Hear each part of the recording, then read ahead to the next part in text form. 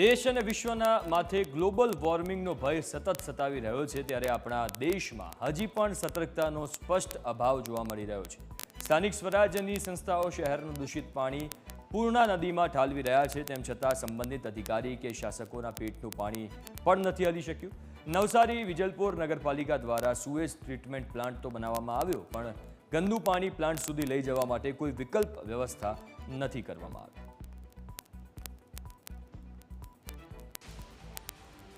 પૂર્ણા નદીને દૂષિત કરવાનો કારસો।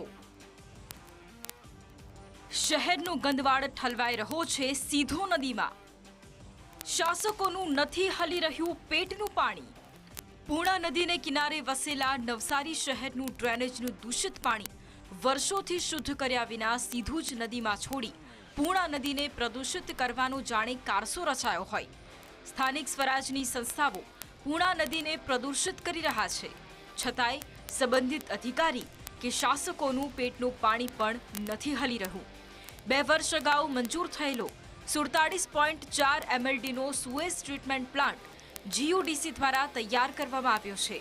જો કે ગામડાઓનું ડ્રેનેજનું દૂષિત પાણી STP સુધી પહોંચાડવાનું આયોજન હજી સુધી નથી થઈ શક્યું, જેને કારણે હાલ શહેરની ડ્રેનેજમાંથી નદીમાં છોડાતા અંદાજે 25 MLD દૂષિત પાણીમાંથી 40%થી વધુ પાણી સુએજ ટ્રીટમેન્ટ પ્લાન્ટમાં નહીં પણ સીધું નદીમાં જ જવા દેવાતા વિપક્ષે આક્ષેપ કર્યા છે કે વર્ષો બાદ મળેલા STP પ્લાન્ટમાં પણ પાલિકાએ યોગ્ય આયોજન નહીં કરી પ્રજાના કરોડો રૂપિયા વેડફ્યા છે। ત્યારે મોટા પ્રશ્નો એ સર્જાય છે કે જ્યારે આખું શહેર એમાં સમાવેશ કરવાનો હતો, તેની જગ્યાએ લગભગ 35-40% જેટલો વિસ્તાર જ સમાવેશ કરીને એનું પાણી ગંદુ ઠાલવવાની શરૂઆત તો કરી છે। ત્યારે મોટો પ્રશ્ન એ ઉપસ્થિત થાય છે કે બાકીનો જે 60-65% જેટલો વિસ્તાર શહેરનો એમને કુદરતી કાંસ દ્વારા જે નદીમાં પાણી ઠલવાય છે, તો એક તરફ તમે પાણીની ગુણવત્તા સુધારવાનું કામ કરો છો અને બીજી તરફ એમને જે પાણી ઠલવાતું છે તેના કારણે નદીનું ગુણવત્તા સુધરતી છે નથી।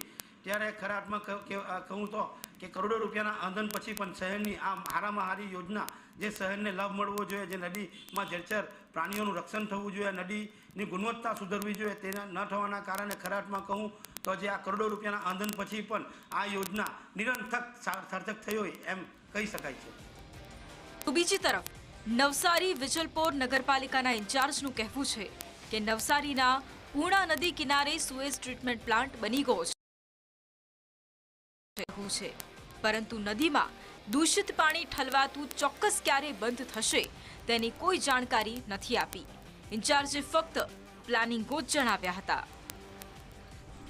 જે નદીમાં ગંદુ પાણી છોડવામાં આવતું હતું એ ટોટલી બંધ થઈ જશે અને બધું ગંદુ પાણી ગઢેવન મેઇન પમ્પિંગ સ્ટેશન પર ભેગું કરવામાં આવશે અને ત્યાંથી એ પાણીને STP સુધી લઈ જવામાં આવશે અને STPમાં પૂરેપૂરી એની પ્રોસિજર કરી એને ટ્રીટ કરી અને નદીમાં છોડવામાં આવશે। તેમજ એ પાણીને રીયુઝ થઈ શકે, સરકારની ગાઈડલાઇન મુજબ રીયુઝ થઈ શકે એ અંગે પણ વિચારી રાખ્યું છે અને એનું પણ પ્લાનિંગ છે।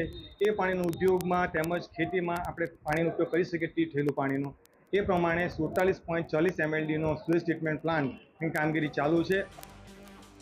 નવસારીની પૂર્ણા નદીના કિનારે GUDCએ સુએજ પ્લાન્ટ બનાવ્યો, તેના વિશે વિસ્તારથી વાત કરીએ તો પૂર્ણા નદીના કિનારે GUDC દ્વારા 16,000 ચોરસ મીટર વિસ્તારમાં અંદાજે 55 કરોડ રૂપિયાના ખર્ચે 47.4 MLDનો પ્લાન્ટ બનાવ્યો છે, જેમાં ડ્રેનેજનું દૂષિત પાણી 4 સિક્વન્શિયલ બેચ રિએક્ટરમાં એરેશન પ્રોસેસથી ટ્રીટ કરવામાં આવશે। ટ્રીટ થયા બાદ સ્લજ નીચે બેસી જશે અને શુદ્ધ થયેલું પાણી આગળ ક્લોરીન કન્ટેન્ટ ટેન્કમાં પહોંચ્યા બાદ નદીમાં છોડાશે।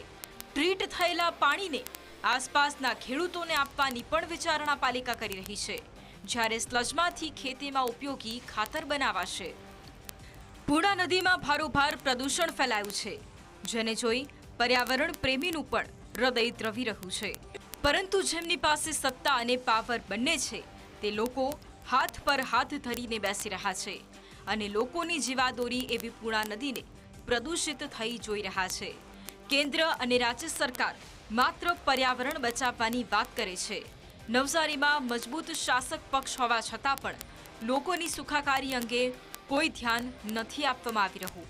તો બીજી તરફ પૂર્ણા નદી પ્રદૂષિત થતા ખેડૂતો પણ ચિંતિત બન્યા છે। ત્યારે સરકાર આગળ આવે અને આ બાબતે સત્વરે નિરાકરણ લાવે તેવી પ્રબળ લોકમાંગ ઉઠી રહી છે।